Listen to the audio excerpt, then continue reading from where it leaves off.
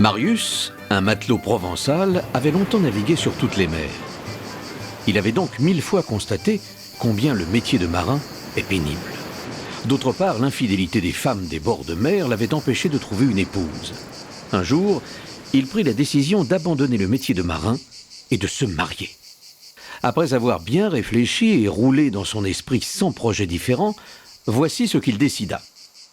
Il quitta son navire en bonne et due forme, mit toutes ses économies dans une ceinture de cuir qu'il portait autour de ses reins, puis, saisissant un aviron sur son épaule, prit la route qui menait vers l'intérieur du pays.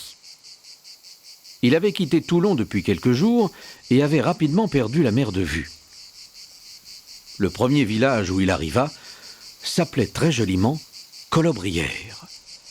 Là, il alla directement à la rencontre d'une jolie fille. « Oh là, ma belle!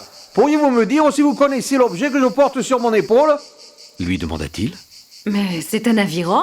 répondit la jeune fille étonnée. « Pourquoi une telle question ?»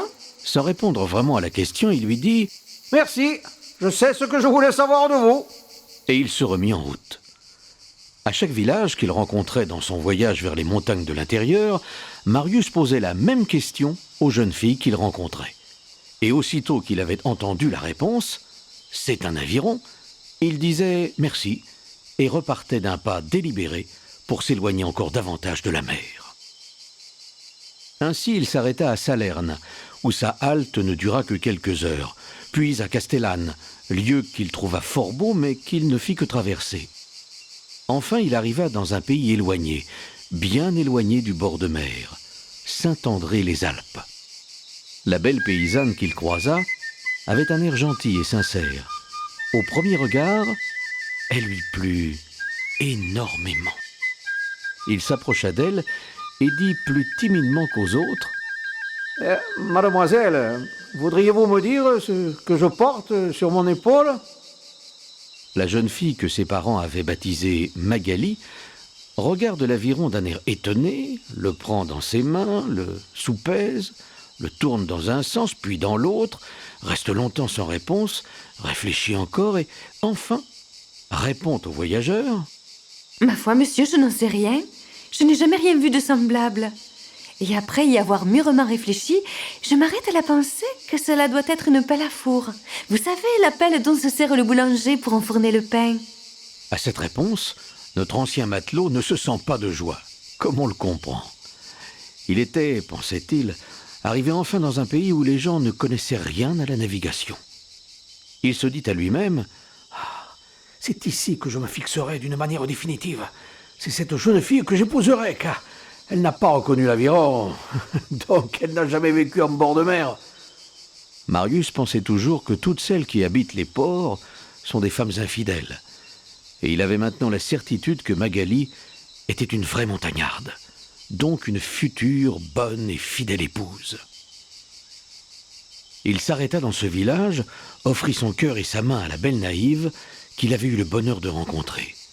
Et peu de jours après, se mariait. Il avait mis son plus beau costume pour cette occasion, le choix étant simple. Il n'en avait qu'un. Magali portait la robe blanche en dentelle que sa mère avait cousue pour elle. Les jeunes filles réunies sur la place du village avaient confectionné les couronnes de fleurs. Les hommes avaient installé la longue table qui pouvait accueillir tous les villageois et les voyageurs qui passaient par là.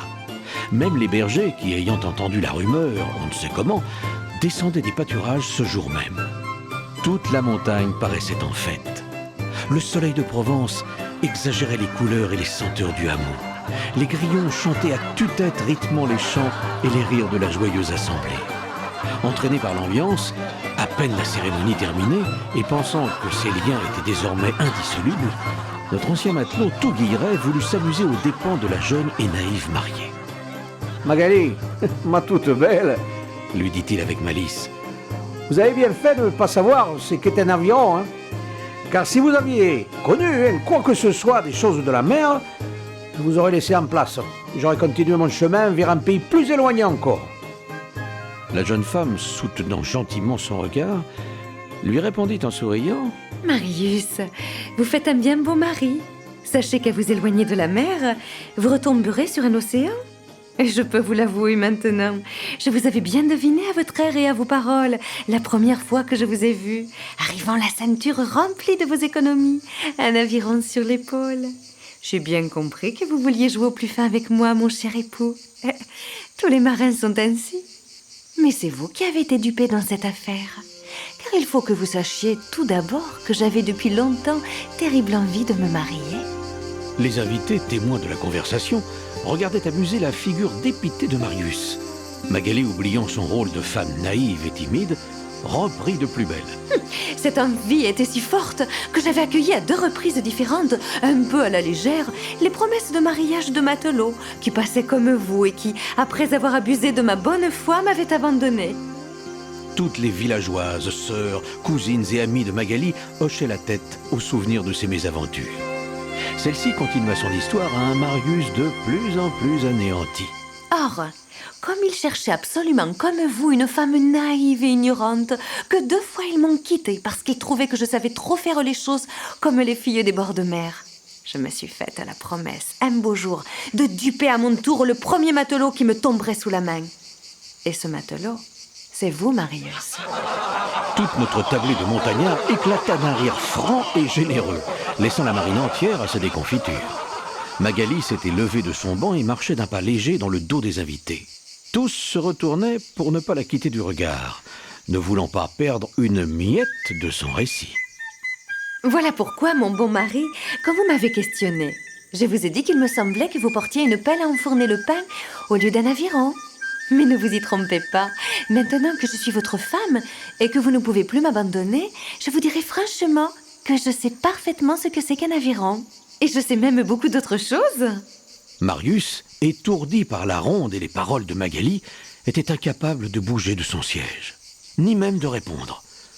Il se fit la triste réflexion que ce n'était pas la peine d'aller si loin dans la montagne pour se faire duper absolument comme dans un port de pêche. Décidément, Se dit-il. les femmes de l'intérieur ne valaient pas mieux que celles du littoral. En fait, notre prétentieux matelot avait été pris dans ses propres filets. Les jours et les mois passèrent sous la chaleur du soleil de Provence. Marius acceptait la situation avec une certaine philosophie, comme on en a l'habitude dans la marine. Le soir, il retrouvait les hommes du village autour de la fontaine. Jeunes et vieux l'écoutaient raconter comment il avait patiemment accepté une femme vive et délurée, alors qu'il avait tout fait pour épouser une ignorante. Il pouvait rire lui-même de sa déconvenue, puisque son piège lui avait apporté l'amour. Car ne vous y trompez pas, Marius et Magali s'aimaient tendrement. En Provence, c'est bien connu, on a le cœur gros comme le soleil, et la joie de vivre à profusion.